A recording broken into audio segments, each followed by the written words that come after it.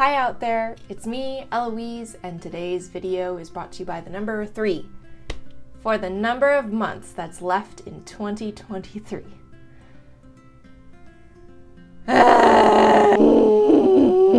What is time but an illusion? What is a year but a fragment, a fraction, if you will, of our entire life?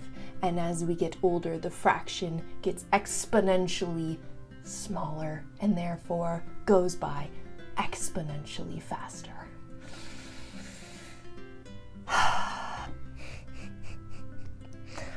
Okay. It's fine. We're fine.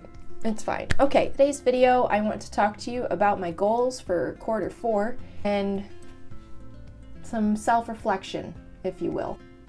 I wish there was a foolproof method I could share with you on how to set goals and achieve them. I am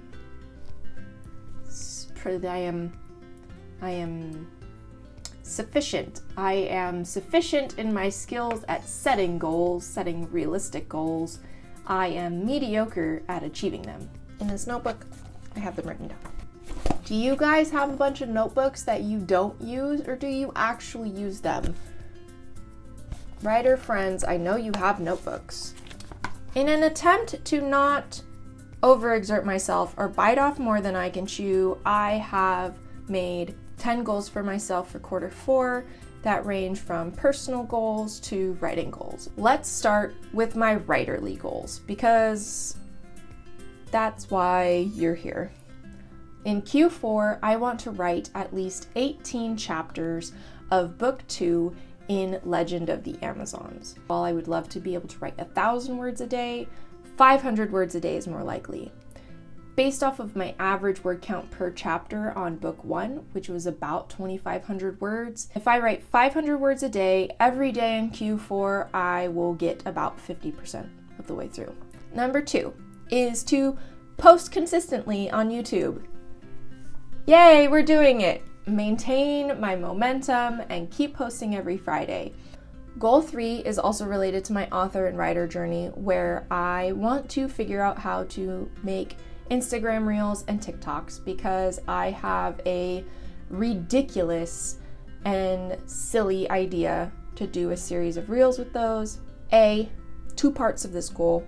I need to figure out how to do that because I am an old woman on the inside. And B, script all my crap and figure out how I'm going to do this. Wish me luck. Goals 4, 5, and 6 are related to my house. Goals 7 and 8 are related to my relationships with my son and husband.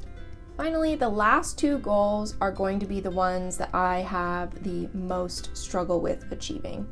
The first is to have an 80% completion of the daily habits that I have. Ideal daily habits. Back in 2016, I learned about bullet journaling, and with that, I learned about habit tracking, and I love the idea of habit tracking. It's great. I have little habit tracker printouts that I have habits that I want to do. They're not complicated habits, but for whatever reason, I don't do them. And if I'm being perfectly honest, it's because I'm lazy. This goal ties into my most abstract goal of the quarter, which is to respect the schedule I have created, which will help me achieve my dreams. These 2 goals, 1-2 punch, are the goals that I know for a fact I'm going to struggle with the most. And that's for a number of reasons. Unlike all of my other goals, it's difficult to quantify these 2 goals. I don't have a specific deadline like I do for my books or quantity of times a month that I'm going to do something. These are things that I want to do on a daily basis forever.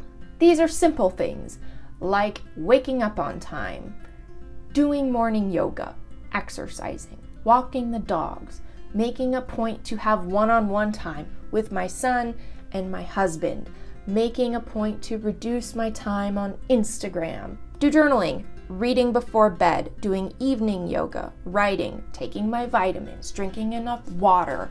All of these things are little and not difficult, but to be consistent, I don't know how to be consistent about it. This whole week with thinking about these goals, I haven't wanted to set goals that I don't think I can achieve.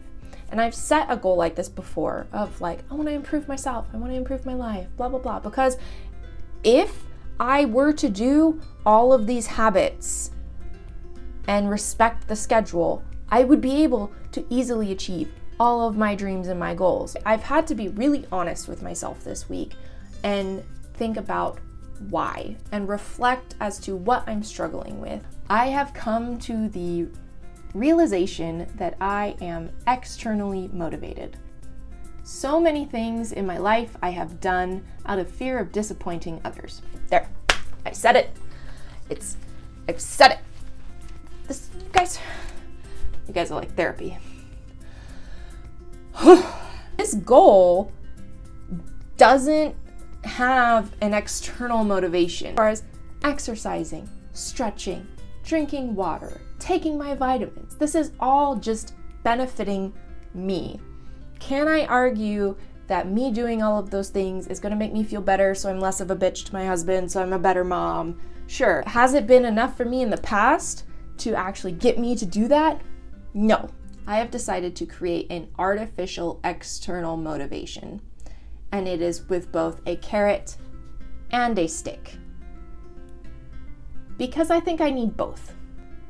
There are 17 habits that I want to do every day, knowing that I might have bad days or I might not feel like doing every single one of these habits every day. My goal of 80% completion of those 17 habits allows me to not necessarily do 3 habits a day. If I complete 80% of my habits in a given day, I will get a small sum of money placed in my special silly fund. If I do it, I get the sum of money. Yay. If I don't do it, I lose the sum of money. Boo. It is enough to motivate me in both directions. It's enough that if I miss one day, it's not the end of the world, but if I miss multiple days, yikes, I'm going to start going in the red. That's the accountant in me. I will be emailing my husband and my sister, who I'm forcing to be my accountability buddies for this, a report every week of my success rate with these habits, my Instagram time, because my phone tracks it. I have settings to limit my time on these apps, and then I just ignore it. I blow past the, hey, you've spent an hour on Instagram, and I'm like, ignore for the day.